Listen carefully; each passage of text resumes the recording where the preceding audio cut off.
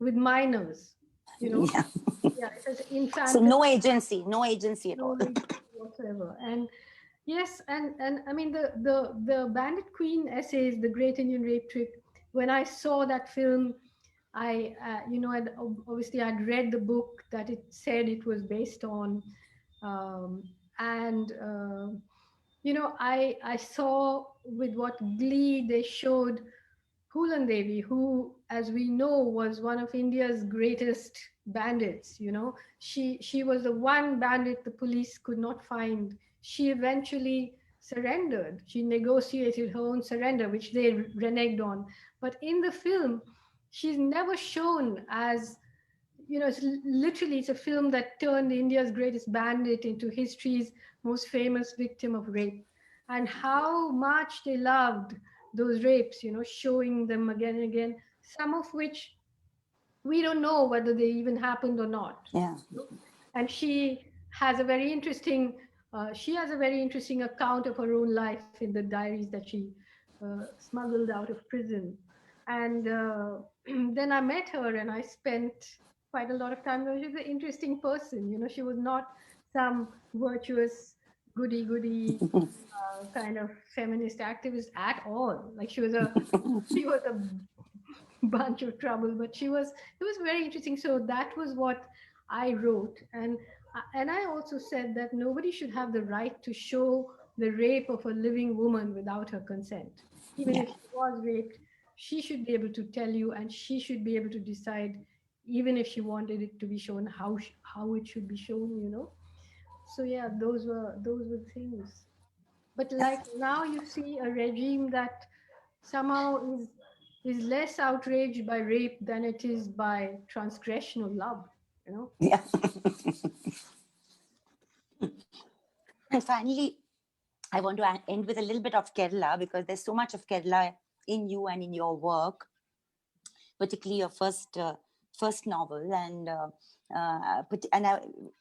Kerala responded in a crazy way to Gauri's killing, as it would and expectedly should. And if one thing that Kavita has done in the last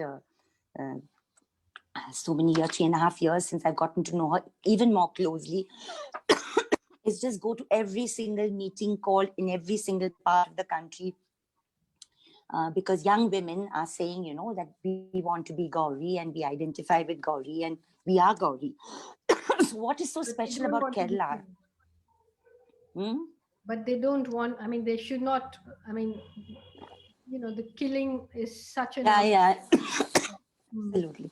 No, but the fact is that, I didn't mean that. What I meant is that the response from young women activists and journalists and writers and filmmakers to a person like Gauri has just kind of transgressed every bound. I go to a little place in rural Maharashtra and I find a special edition of a weekly being brought out for Gauri.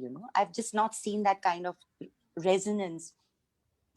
And it's not as if the Narendra Dhabulkar or Govind Pansare or Kalburgi also did not do spectacular work. Of course they did. And each one of them, and even those who are incarcerated. But it was something about her and her personality and her ability to reach out that I think has got, her azadi. Azadi. I think that, for young women to see people like her embrace life, to realize, to fight, to laugh, to live the full spectrum, even if it means that you die with a bullet. I think it's liberating for young women, and it puts some steel in their spine. It gives them something to hold on to, and that is so very important.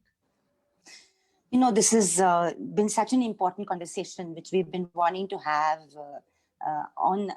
with you for a long time, Arundhati, and thank you so much for agreeing to it.